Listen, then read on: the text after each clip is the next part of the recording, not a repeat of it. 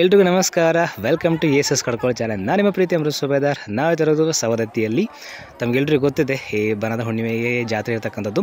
ಸುಮಾರು 15ರಿಂದ ಒಂದು ತಿಂಗಳ ಪರ್ಯಂತ ನಡೆಯುವಂಥ ಈ ಒಂದು ಮಹಾನ್ ಜಾತ್ರೆಯಲ್ಲಿ ತಾವೆಲ್ಲರೂ ಭಾಗವಹಿಸಿದ್ರು ಕೂಡ. ಹಾಗೆಯೇ ನಾನು ಕೂಡ ಜಾತ್ರೆಗೆ ಬಂದಿದ್ದೆ. ಸವದತ್ತಿ ತಾಲೂಕು, ಬೆಳಗಾವಿ ಜಿಲ್ಲೆ. ಅಷ್ಟೇ ಅಲ್ಲ, ತಾವು ನೋಡ್ಬೋದು, ನಾವಿವಾಗ ಬಂದು ತಲುಪಿರೋದು ಗುಡ್ಡಕ್ಕೆ. ಸೊ ಯಲ್ಲಮ್ಮನ ಗುಡ್ಡ ಅಂತೀವಿ, ಅಥವಾ ರೇಣುಕಾ ಯಲ್ಲಮ್ಮನ ಗುಡ್ಡ. ಅಷ್ಟೇ ವಿಶೇಷವಾದಂಥ ಜಾತ್ರೆ. ಬಂದು ತಲುಪಿದ ಮೇಲೆ ಒಂದು ಜಾಗದಲ್ಲಿ ಕಸವನ್ನು ಗುಡಿಸಿ, ಆಮೇಲೆ ಪ್ರತಿಯೊಬ್ಬರು ರಾಜ್ಯದ ನಾನಾ ಭಾಗದಿಂದ ಬರುವಂಥ ಜನರು ಸಹಿತ ಇದೇ ರೀತಿ ಮಾಡುವಂಥದ್ದು. ಬಂದ ಮೇಲೆ ಒಂದು ಒಲೆ ಗುಂಡನ್ನು ಹೂಡಿ ಪೂಜೆ ಮಾಡಿ, ಒಲೆಯನ್ನು ಪುಟ್ಟು ಮಾಡಿ, ತದನಂತರ ಒಂದು ಹೂರಣವನ್ನು ರುಬ್ಕೊಂಡು ಬಂದು ನೋಡ್ಬೋದು. ಹೂರಣ ರುಬ್ಬೋದಕ್ಕೆ ಸಪ್ರೇಟ್ ಇರತಕ್ಕಂಥದ್ದು. ಅದನ್ನು ತಂದ ನಂತರ ಕರಿಗಡುಬು ಮಾಡುವಂಥದ್ದು, ತದನಂತರ ಎಣ್ಣೆಯಲ್ಲಿ ಕರಿಯುವಂಥದ್ದು. ಬನ್ನಿ ಇವಾಗ ಏನೆಲ್ಲ ಆಯಿತು ಅಂತೇಳಿ ಸಂಪೂರ್ಣ ತಿಳ್ಕೊಳ್ಳೋಣ ವಿಷಯನ. ಇಲ್ಲಿ ತಾವು ನೋಡ್ಬೋದು, ರೇಣುಕಾ ಯಲ್ಲಮ್ಮನ ಯಜಮಾನರಾದಂಥ ಜಮದಗ್ನಿ ಋಷಿಯವರ ಈ ಒಂದು ದೇವಸ್ಥಾನ ಗುಡ್ಡದ ಮೇಲೆ ಇರ್ತಕ್ಕಂಥದ್ದು. ಇವಾಗ ಒಳಗಡೆ ಹೋಗೋಣ ಬನ್ನಿ. ಜಮದಗ್ನಿ ಋಷಿಯವರ ಒಂದು ಮೂರ್ತಿಯನ್ನು ಇಲ್ಲಿ ಇರ್ತಕ್ಕಂಥದ್ದು. ಅಷ್ಟೇ ಅಲ್ಲ, ಇದು ಒಂದು ಗುಡಿ, ಅಂದರೆ ಗುಡ್ಡದ ಮೇಲೆ ಇರ್ತಕ್ಕಂಥ ಗುಡಿ. ಸುತ್ತಲೂ ಅದೇ 7 ಗುಡ್ಡಗಳನ್ನು ಹೊಂದಿರತಕ್ಕಂಥ ಈ ಒಂದು ಬೆಟ್ಟ ಸಾಲುಗಳ ಮಧ್ಯೆ ಇರ್ತಕ್ಕಂಥ ದೇವಸ್ಥಾನ.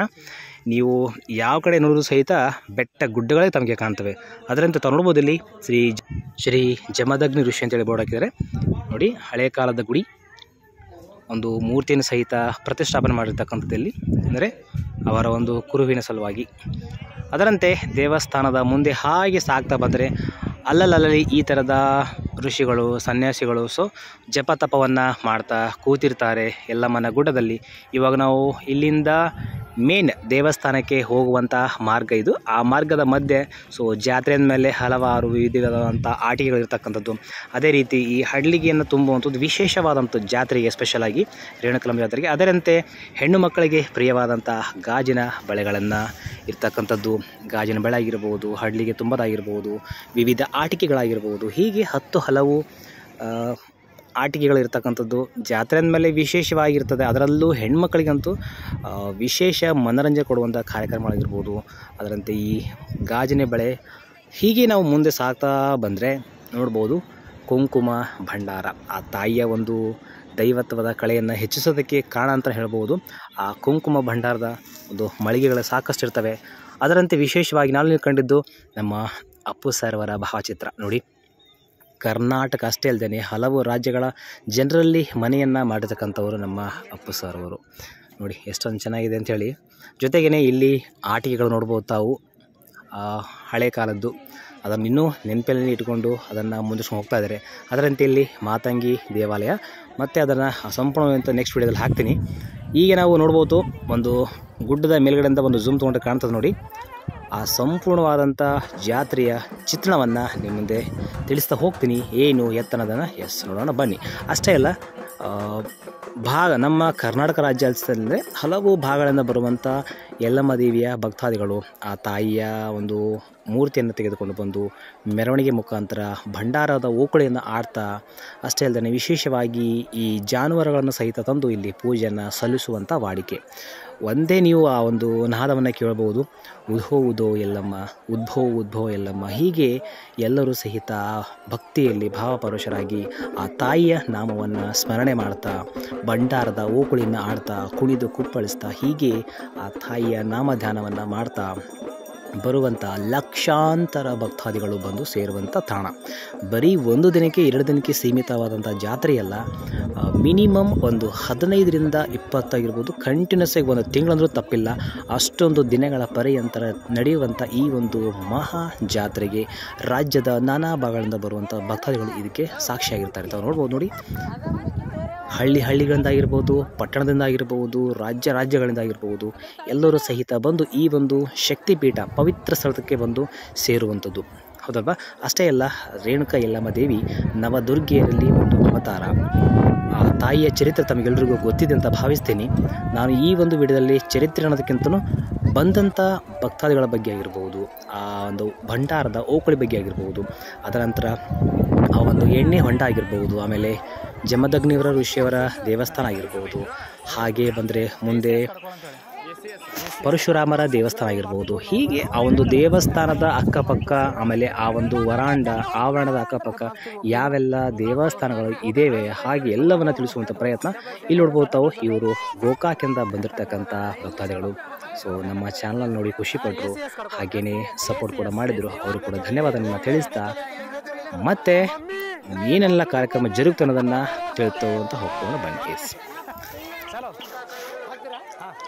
ಹಾಗೆ ಬಂದರೆ ಮುಂದೆ ನೋಡ್ಬೋದು ಎಲ್ಲರೂ ಸಹಿತ ಅಲ್ಲಲ್ಲಿ ಈ ಹಡಲಿಗೆ ತುಂಬುವಂಥ ಒಂದು ವಾಡಿಕೆ ಕೂಡ ಆ ತಾಯಿಗೆ ಮಾತಂಗಿಯರುತ್ತಿರ್ತಾರೆ. ಹೀಗೆ ಎಲ್ಲರೂ ಸಹಿತ ಆ ಒಂದು ದೇವಸ್ಥಾನದ ಆವರಣದಲ್ಲಿ ಕೂತಿರ್ತಾರೆ. ದೇವಿಯ ಮೂರ್ತಿ ಇಟ್ಕೊಂಡು ಬಂದಂಥ ಭಕ್ತಾದಿಗಳಿಗೆ ಅವರ ಹರಕೆಯನ್ನು ತೀರಿಸೋ ಸಲುವಾಗಿ, ಆ ಪೂಜೆ ಕೈಂಕರ್ಯಗಳನ್ನು ಕೈಗೊಳ್ಳೋ ಸಲುವಾಗಿ ಅಲ್ಲಲ್ಲಿ ಕೂತಿರ್ತಾರೆ. ಹಣ್ಣು ಹಂಪಲು, ಕಾಯಿ ಕರ್ಪೂರ, ಹೀಗೆ ವಿಧವಾಗಿ ಎಲ್ಲವನ್ನು ಪರಿಕರಗಳನ್ನು ಇಟ್ಕೊಂಡು ಕೂತಿರ್ತಾರೆ. ಈಗ ಎಲ್ಲರೂ ಭಕ್ತಾದಿಗಳಿಗೆ ಹೋಗ್ತಾಯಿದ್ರಪ್ಪ ಅಂದರೆ ಎಣ್ಣೆ ಹೊಂಡ ಸ್ನಾನವನ್ನು ಮಾಡೋಕ್ಕೆ ಹೋಗ್ತಿರ್ತಕ್ಕಂಥದ್ದು. ಸೊ ಆ ಒಂದು ಪವಿತ್ರವಾದಂಥ ನೀರಂತಲೇ ಭಾವಿಸ್ತೀವಿ ನಾವು. ನೋಡ್ಬೋದು ತಾವಲ್ಲಿ ಸುತ್ತಲೂ ಒಂದು ಬ್ಯಾರಿಕೇಡನ್ನು ಹಾಕಿರ್ತಕ್ಕಂಥದ್ದು ಸುತ್ತಲೂ.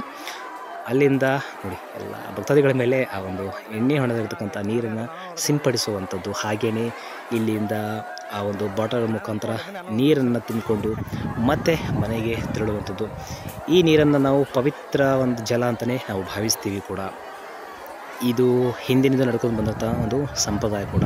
ನೋಡಿ ಎಲ್ಲರೂ ಸಹಿತ ಆ ಒಂದು ಪವಿತ್ರವಾದಂಥ ಜಲವನ್ನು ಮೈ ಮೇಲೆ ಎರಚ್ಕೊಳ್ತಾ ಇದ್ದಾರೆ. ಹಾಗೆ ನಾವು ಅಲ್ಲಿಂದ ಮುಂದೆ ಬಂದರೆ ಮುಂದೆ ಪರಶುರಾಮನ ದೇವಸ್ಥಾನ. ಇಲ್ಲಿಯೂ ಸಹಿತ ಅಷ್ಟೇ ಬರುವಂಥ ಭಕ್ತಾದಿಗಳು ತಮ್ಮ ಮುಡಿಯನ್ನು ಕೊಡೋದಕ್ಕೆ ನೋಡಿ ಮುಡಿ ತೆಗೆಯುವಂಥ ಸ್ಥಳ ಇದು. ಮುಡಿಯನ್ನು ಕೂಡ ತೆಗಿತಾರೆ ಇಲ್ಲಿ. ಆಮೇಲೆ ಜಳಕ ಆದಮೇಲೆ, ಸ್ನಾನವನ್ನು ಆದಮೇಲೆ ದೀಡ್ ನಮಸ್ಕಾರ ಹಾಕ್ತಾರೆ. ಹೀಗೆ ಹಲವು ಅವರವರ ಹರಕೆ ಯಾವ ಥರ ಇದೆಯೋ ಆ ಥರ ಜರುಗುವಂಥದ್ದು. ಎಸ್ಪೆಷಲಿ ಈ ಒಂದು ಜಾತ್ರೆಯಲ್ಲಿ ಎಲ್ಲರೂ ಸಹಿತ ಭಂಡಾರದಲ್ಲಿ ಮಿಂದೆದ್ದು ಬರುವಂಥ ಭಕ್ತಾದಿಗಳು ಉಧೋ ಎಲ್ಲ ಮಾತ ಎಂತ ಆ ಒಂದು ಭಂಡಾರವನ್ನು ಆಡ್ತಾ, ಓಕಳಿಯನ್ನು ಆಡ್ತಾ ಬರುವಂಥದ್ದು. ಇಲ್ಲಿ ನೋಡ್ಬೋದು ಪರಶುರಾಮರ ದೇವಸ್ಥಾನ ಇಲ್ಲಿ ಮುಂದೆ ಇರತಕ್ಕಂಥದ್ದು. ಮುಂದ್ಗಡೆ ಮಾಲ್ಗಂಬಿರ್ತಕ್ಕಂಥದ್ದು, ಅಲ್ಲಲ್ಲಿ ಕರ್ಪೂರ ದೀಪನ ಹಚ್ತಾರೆ, ಸಿಡಿಗಾಯನ ಬಡಿತಾರೆ. ಹೀಗೆ ಎಲ್ಲವನ್ನು ಜರುಗುವಂಥ ಕೈಂಕರ್ಯ. ಜೊತೆಗೇ ದೇವಸ್ಥಾನ ಮುಂದ್ಗಡೆ ಬೀಗ ಕೂಡ ಹಾಕಿದ್ದಾರೆ. ಯಾಕಂದರೆ ಕ್ರೌಡನ್ನು ಮೇಂಟೈನ್ ಮಾಡೋಕ್ಕಾಗದೆ ಸೊ ಒಂಚೂರು ಮುಂದ್ಗಡೆ ದೇವಸ್ಥಾನದ ಒಳಗಡೆ ಪ್ರವೇಶ ಇರಲಿಲ್ಲ. ನೋಡಿ ಆ ಗೇಟ್ ಮುಖಾಂತರನೇ ಎಲ್ಲರೂ ಮುಂದೆ ಬರುವಂಥ ಒಂದು ವ್ಯವಸ್ಥೆಯನ್ನು ಕೂಡ ಮಾಡಿದರು. ಯಾಕಂದರೆ ಅಷ್ಟೊಂದು ಬರುವಂಥ ಲಕ್ಷಾಂತರ ಜನಗಳಿಗೆ ಸಂಭಾಳಿಸೋದಂದರೆ ಅಷ್ಟೊಂದು ಸುಲಭದ ಕೆಲಸ ಅಲ್ಲ. ಹಾಗಾಗಿಯೇ ಅದನ್ನು ಗೇಟ್ ಕೂಡ ಹಾಕಿದ್ರು. ಇದಕ್ಕಿಂತ ಹಿಂದೆ ನಾನು ಹೋದ ವರ್ಷ ಬಂದಾಗ ಆ ಗೇಟ್ ಓಪನ್ ಇತ್ತು. ಬಟ್ ನಾನು ಜಾತ್ರೆ ಟೈಮಲ್ಲಿ ಬಂದಿರಲಿಲ್ಲ. ಬಟ್ ಇದು ಜಾತ್ರೆ ಟೈಮಲ್ಲ, ಹಾಗಾಗಿ ಎಲ್ಲ ಕಡೆ ನೀವು ಎಲ್ಲಿಡೋದ್ರಲ್ಲೂ ಕ್ರೌಡ್ ಕಾಣುವಂಥದ್ದು. ಇನ್ನೂ ಕಡಿಮೆ ಕ್ರೌಡು. ನಾನು ಈ ಹುಣ್ಣಿಮೆ ಆದಿ ಒಂದು 10 ಡೇಸಿಗೆ ಹೋಗಿರ್ಬೇಕು ನಾವು, ಹಾಗಾಗಿಯೇ ಸ್ವಲ್ಪ ಕ್ರೌಡ್ ಕಮ್ಮಿ ಇದೆ. ಜಾತ್ರೆ ಮೂಮೆಂಟಲ್ಲಿ ಇಲ್ಲಿ ಕಾಲಿಡೋದಕ್ಕೂ ಸಹಿತ ಜಾಗ ಇರೋದಲ್ಲ, ಅಷ್ಟೊಂದು ಭಕ್ತಾದಿಗಳು ಬಂದು ಜನ ಜಂಗುಳಿ ಇರ್ತಕ್ಕಂಥದ್ದು ಹೇಳಿದ್ನಲ್ಲ. ಹಾಗೆ ನೋಡಿ ಇಲ್ಲಿ ಹಡ್ಲಿಗೆಯನ್ನು ತುಂಬುವಂಥ ಕೈಂಕರ್ಯಗಳು ಜರುಗ್ತಾ ಇದ್ದಾವೆ. ತಾಯಿಯ ಮೂರ್ತಿಯನ್ನು ಕುಳ್ಳಿರಿಸಿ ಆ ಬುಟ್ಟಿಗಳನ್ನು ಇಟ್ಟು ಅದರಲ್ಲಿ ವಿಧವಾದಂಥ ತರಕಾರಿಗಳಾಗಿರ್ಬೋದು, ಜೊತೆಗೇ ಕರಿಗಡುಬು ಆಗಿರ್ಬೋದು, ಕರೆದಂಥ ಪದಾರ್ಥ ಆಗಿರ್ಬೋದು, ಹಣ್ಣು ಹಂಪಲಾಗಿರ್ಬೋದು, ಹೀಗೆ ಎಲ್ಲವನ್ನು ಆ ಒಂದು ಹಡಲಿಗೆಯನ್ನು ತುಂಬಿ ಆ ತಾಯಿಯ ಒಂದು ಭಕ್ತಿಯಿಂದ ತಮ್ಮ ಭಕ್ತಿಯ ಸೇವೆ ಮಾಡ್ತಾ ಹರಕೆಗಳನ್ನು ತೀರಿಸುವಂಥ ವಾಡಿಕೆ ಅನಾದಿ ಕಾಲದಿಂದಲೂ ನಡೆದುಕೊಂಡು ಬಂದಂಥ ಈ ಒಂದು ಪದ್ಧತಿ. ಇವಾಗ ನಾವು ನೋಡ್ಬೋದು ಮೇಲ್ಗಡೆ ಒಂದಿಷ್ಟು ಸ್ಟೆಪ್ಸ್ ಇದ್ದಾವೆ. ಆ ಸ್ಟೆಪ್ಸನ್ನು ಹತ್ಕೊಂಡು ಮೇಲೆ ಹೋಗೋಣ. ತದನಂತರ ಒಂದು ಈ ಕಡೆ ನೋಡುವೆ ಯಾವ ಥರ ಕಾಣುತ್ತೆ ಅದೊಂದು ದೃಶ್ಯ ಅನ್ನೋದನ್ನು ನೋಡಿ. ಅಂಗಡಿ ಮುಂಗಟ್ಟುಗಳಂತೂ ಬರನೇ ಇಲ್ಲ, ಅಷ್ಟೊಂದು ಹೇಳಿರೋ ಹಾಗೆ. ಇವಾಗ ನಾವು ಸ್ಟೆಪ್ಸ್ ಮೇಲೆ ಹತ್ತಾ ಇದ್ದೀವಿ. ಮುಂದೆ ಬಂದು ಇಲ್ಲಿಂದ ನೋಡೋಣ. ಅಷ್ಟೇ ಅಲ್ಲ, ಈ ಥರದ ಯಾರಿಗಾರು ನೆನಪಿದೆಯಾ ನಿಮ್ಮ ಅಜ್ಜಿಯರ ಅಮ್ಮನ ಸೊಂಟದ ಮೇಲೆ ಕೂತ್ಕೊಂಡು ಜಾತ್ರೆಯನ್ನು ಸುತ್ತಾ ಆ ಒಂದು ಮಜಾನೇ ಬೇರೆ ಅಲ್ವಾ. ಬಾಲ್ಯದ ನೆನಪುಗಳನ್ನು ನೆನೆಸುವಂಥ ಒಂದು ವಿಶೇಷವಾದಂಥ ದೃಶ್ಯ ಅಂತ ಹೇಳ್ಬೋದು. ಹಾಗೆಯೇ ಹಲವಾರು ಹಳ್ಳಿಗಳಿಂದ ಬರುವಂಥ ಭಕ್ತಾದಿಗಳು ಸಹಿತ ಈ ಒಂದು ತಾಯಿಯ ಸೇವೆಗೆ ಬಂದು ಆ ತಾಯಿಯ ಆಶೀರ್ವಾದ ಪಡೆದು ಪುನೀತರಾಗ್ತಾರೆ. ಅಷ್ಟೇ ಅಲ್ಲದೆ ಎಲ್ಲರೂ ಸಹಿತ ಆ ಒಂದು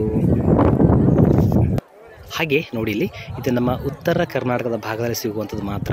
ತಲೆ ಮೇಲೆ ಆ ಒಂದು ಕೈಚೀಲನ ಇಟ್ಕೊಂಡು ಜಾತ್ರೆಯನ್ನು ಮಾಡ್ತಾ ಅಷ್ಟೇ ಅಲ್ಲ ಸಂತೆಗಳಿಗೆ ಹೋಗ್ತಾರೆ. ಇದೇ ರೀತಿ ಇದು ನಮ್ಮ ಉತ್ತರ ಕರ್ನಾಟಕದ ವೈಶಿಷ್ಟ್ಯತೆ ಅಂತಲೇ ಹೇಳ್ಬೋದು.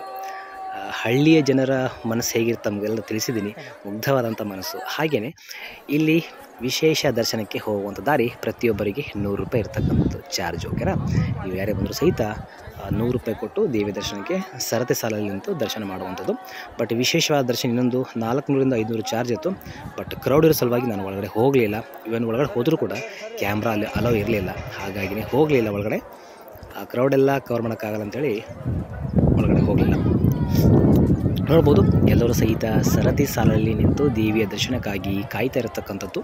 ಎಲ್ಲ ಕಡೆಯೂ ಬ್ಯಾರಿಕೇಡ್ ಹಾಕಿ ಒಂದು ಸುವ್ಯವಸ್ಥೆಯನ್ನು ಕಾಪಾಡಿಕೊಂಡು ಇರ್ತಕ್ಕಂಥದ್ದು. ಹೇಳಿರೋ ಹಾಗೆ ದೇವಿಯ ದರ್ಶನಕ್ಕೆ ಹೋಗುವವರು ಈ ಕೌಂಟ್ರಲ್ಲಿ ರಸೀದಿಯನ್ನು ಪಡ್ಕೊಂಡು ಸರತಿ ಸಾಲಲ್ಲಿ ನಿಂತು, ನನಗೆ ಗೊತ್ತಿರೋ ಮಟ್ಟಿಗೆ ದೇವಿಯ ದರ್ಶನ ಆಗೋದಕ್ಕೆ ಒಂದು 4ರಿಂದ 5 ಗಂಟೆ ಸಮಯ ತೆಗೆದುಕೊಳ್ತಾ ಇತ್ತು. ಹಾಗಾಗಿ ನಾನು ಒಳಗಡೆ ಹೋಗೋಕ್ಕಾಗಲಿಲ್ಲ, ಯಾಕಂದರೆ ಹೊರಗಡೆ ಎಲ್ಲ ಕವರ್ ಮಾಡಬೇಕಲ್ಲ, ಹಾಗಾಗಿ ಹೋಗಲಿಲ್ಲ. ತಾವು ಮುಂದೆ ನೋಡ್ಬೋದು ಅಲ್ಲಿ ಡಿಜಿಟಲ್ ಒಂದು ದೇವಿಯ ಮೂರ್ತಿದ ಹಾಕಿದ್ರು. ಅದು ನೈಟ್ ಟೈಮಲ್ಲಿ ಮಸ್ತ್ ಕಾಣ್ತಿತ್ತು. ಅದನ್ನು ಕೂಡ ಇನ್ನೊಂದು ವಿಡಿಯೋದಲ್ಲಿ ಹಾಕ್ತೀನಿ, ನೋಡ್ಬೋದು. ಹೇಳಿರೋ ಹಾಗೆ ನೋಡಿ, ಹಳ್ಳಿಗಳಿಂದ ಬರುವಂಥ ಭಕ್ತಾದರು